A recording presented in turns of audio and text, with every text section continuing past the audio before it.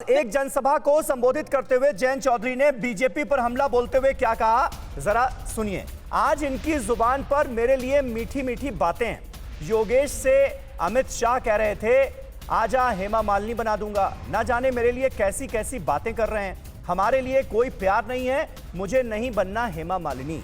जनता के लिए 700 किसान परिवारों के लिए क्या किया, यह सवाल पूछते हुए नजर आ रहे हैं जयंत चौधरी। कहना क्या चाह रहे हैं इन बयानों के जरिए, जरा सुनिए। आज इनकी जुबान पे मेरे लिए इतनी मीठी मीठी बातें। योगेश अभी कह रहा था ना, योगेश को तो अमित शाह ने कह दिया योगेश आजा तेरा हेमा मालिनी बना दूंगा।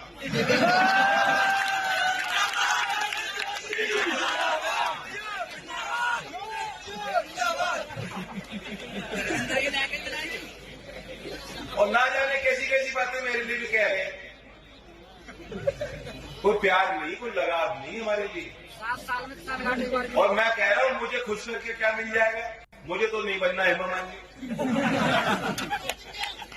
जनता के लिए क्या करोगे? वो 700 किसानों परिवारों के लिए क्या किया आपने? तेजी मंत्री क्यों बने बैठे हैं? रोज जो है सुबह उठते हैं और नफरत घोलने का काम शुरू कर देते हैं और कोई काम नहीं है।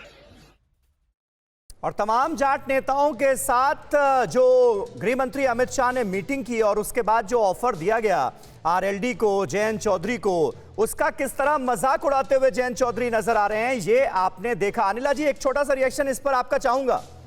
ये जो ऑफर आप लोगों की तरफ से आया, अब हर चुनावी सभा में उसका मजाक बनाते हुए जयंत चौधरी नजर आ रहे हैं।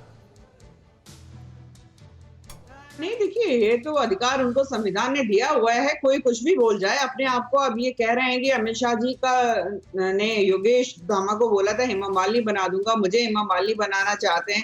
अरे विदेश में पढ़े हुए ये व्यक्ति हैं, बड़े परिवार से आते हैं, इस प्रकार की भाषा का ये प्रयोग कर रहे हैं। हेमा मालिनी में कमी क्या दिखाई दे रही है? हेमा मालिनी के स्टेटस में आने के लिए जयंत चौधरी जी को बहुत मेहनत करनी पड़ेगी। उनकी काबिलियत केवल ये है ना कि भाई वो चौधरी अजीत सिंह के बेटे हैं, क्योंकि चौधरी चरण सिंह जी तो पूरे भारत के नेता रहे हैं, किसानों के नेता रहे हैं। वो किसी एक परिवार। लेकिन आप लोग भी आरएलडी की अहमियत तो समझ रहे हैं ना, वेस्टर्न यूपी में क्या है, तभी तो ऑफर दिया गया बीजेपी की तरफ से।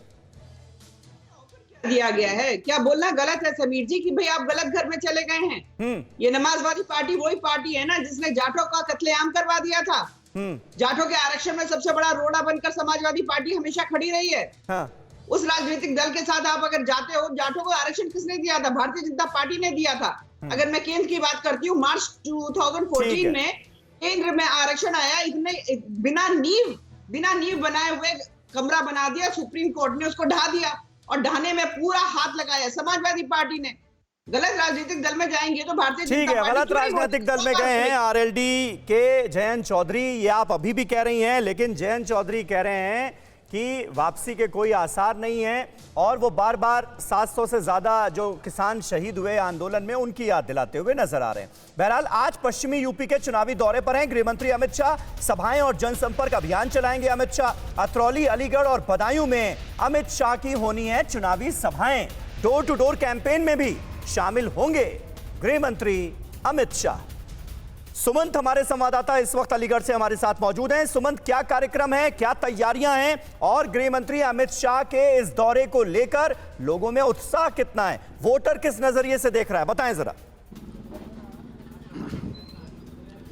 देखिए समीर, अब से थोड़ी देर बाद केंद्रीय गृह मंत्री अमित शाह अतरौली पहुंचेंगे और वहां पे जो प्रभावी मतदाता संवाद कार्यक्रम चल रहा है भारतीय जनता पार्टी का, उस कार्यक्रम को संबोधित करेंगे।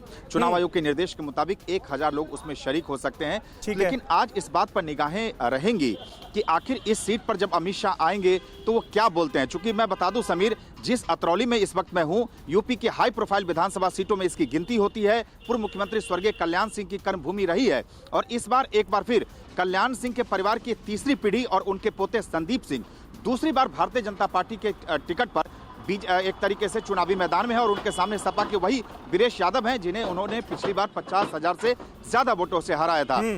लेकिन मैं बता दूं समीर, कि अतरौली के साथ, लेकिन आपको याद होगा कि पिछले साल जब स्वर्गीय जो कल्याण सिंह का निधन हुआ था, उसके बाद जिस तरीके से मुख्यमंत्री ने सक्रियता दिखाई थी उनके पूरे श्राद्ध कार्यक्रम में, और उसके बाद अलीगढ़ में डिफेंस कॉरिडोर, उसके बाद मेडिकल कॉलेज जो स्वर्गीय कल्याण सिंह के नाम से होगा, तो इन तमाम मसलों और कल्याण सिंह की विरासत के बीच आज ये देखने वाली बात इन तमाम मुद्दों का कितना असर पड़ता है वोटर्स पर, ये देखने वाली बात होगी। फिलहाल सुमंत, आपका इस जानकारी के लिए शुक्रिया।